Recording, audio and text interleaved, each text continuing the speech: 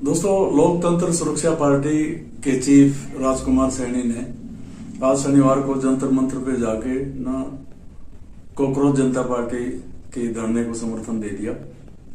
वहां राजकुमार सैनी ने सोनम वांगचुक को पुलिस द्वारा जबरन उठा के ले जाने की कड़ी निंदा की। इसको रास्ता दिखाने के लिए 20 दिन अनशन करना पड़ा और सरकार की आंख 20 दिन में ना खुले। जब अन्ना आंदोलन हो रहा था तब 13 दिन के आंदोलन के बाद सरकार का मैनिपुलेटेड सिस्टम था, उसको उठा करके ले गए। और जब यहाँ पर रामदेव ने अनशन किया था तब उसका 4 दिन में ही सब कुछ तहस नहस हो लिया था।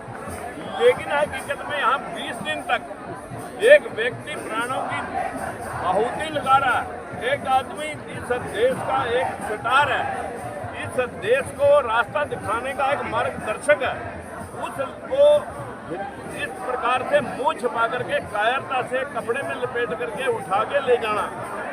अगर आपने ले जाना था, बहादुरी थी, तो आप वर्दी में आकर के लोगों के सामने आप यहाँ से उठा के दिखाएं, आपकी बहादुरी का पता लग जाए। क्या सरकार डर गई क्या सोनम वांगचुक से?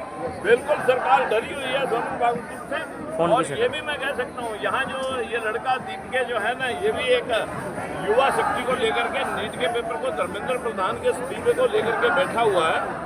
मैं दावे से कह सकता हूँ इस देश के लगभग 95,000 स्कूल बंद हो चुके हैं। इस देश के जितने भी शिक्षण संस्थान हैं उन पर RSS का कब्जा हो चुका है।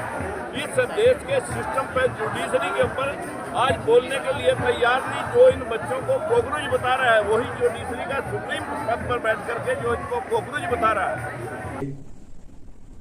उन्होंने कहा कि इस देश में लोकतंत्र के दमन की यह पहली कोशिश नहीं है। इससे पहले भी अन्ना हजारे के आंदोलन का यही असर हुआ और रामदेव के आंदोलन को भी 4 दिन में ही सत्ताधारी दल के प्रभाव में तहस नहस कर दिया गया। तो सैनी ने कहा कि जब तक ये आंदोलन चलेगा देश की युवा पीढ़ी का, तब तक वो उनके साथ हैं, डटे रहेंगे। और उन्होंने कहा कि ये बड़ा दुर्भाग्य देश का है कि न्यायिक व्यवस्था में शीर्ष पर बैठे अधिकारी जो है हमारी युवा पीढ़ी को कॉकरोच का नाम दे रहे हैं। इसकी जितनी निंदा की जाए उतनी कम है। तो इस मौके पर राजकुमार सैनी के साथ उनके सैकड़ों समर्थक थे।